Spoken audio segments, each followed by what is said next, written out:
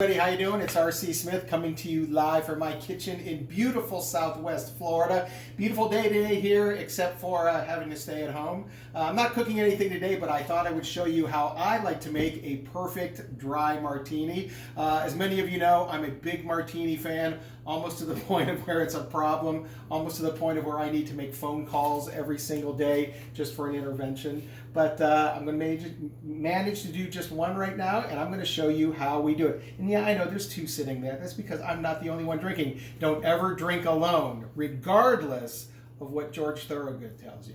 Anyway, here's how I make a perfect dry gin martini. And when I say martini, I always mean gin. There's vodka martinis. Not a big fan of vodka. It sort of makes me do things that I regret. And as far as things like apple martinis and chocolate martinis and all that, those are just milkshakes and juice.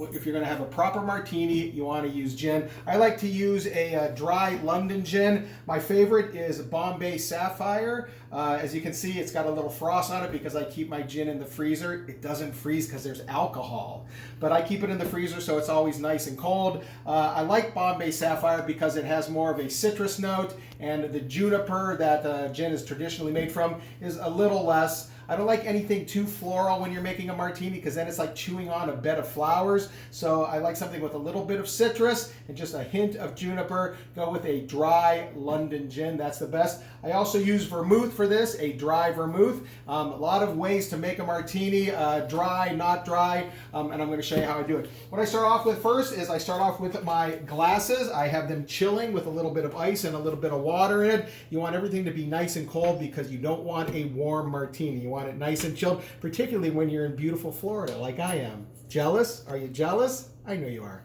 Anyway, so here's what I do. I have the glasses chilling. I have a little bit of ice in my shaker. And the idea of a dry martini is that there's hardly any vermouth in it. That's the idea of a dry. Extra dry would be very little. Some people even say just waving the bottle over the top of it is the way to add the vermouth. What I like to do though is I like to put a little bit in the ice.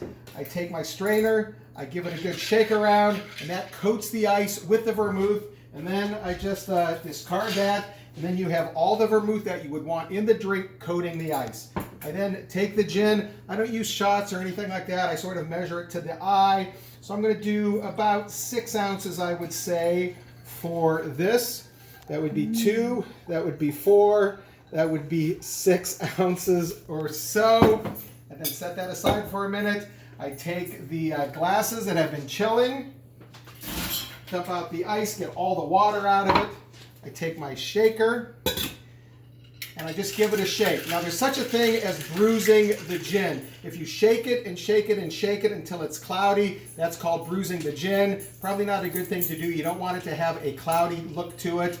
You can also stir it if you want. Personally, I don't see any difference between stirred or shaken, just like Jack 007 doesn't either. He likes his martinis shaken or stirred. That's Jack the dog. He always has to put in his 2 cents. Anyway, I've given it a good shake just until you get a nice frost on the metal part of the shaker. You then take your strainer and you pour it into your already chilled glasses. Now there's a couple different ways that you can garnish this. I prefer olives. What I have here is just regular olives with the pimento in it.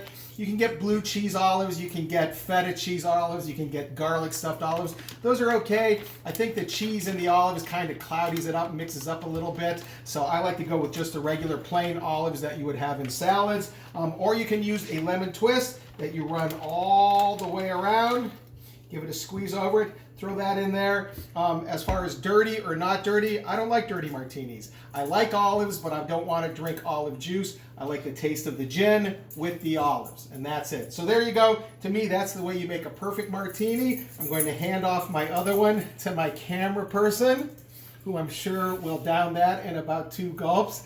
Anyway, here's to you guys. Have a great weekend. Stay safe. If there's anything you want to see me make or cook or mix up, please message me. I would love to do that. And happy drinking to you guys. Have a great weekend. God bless. Tink.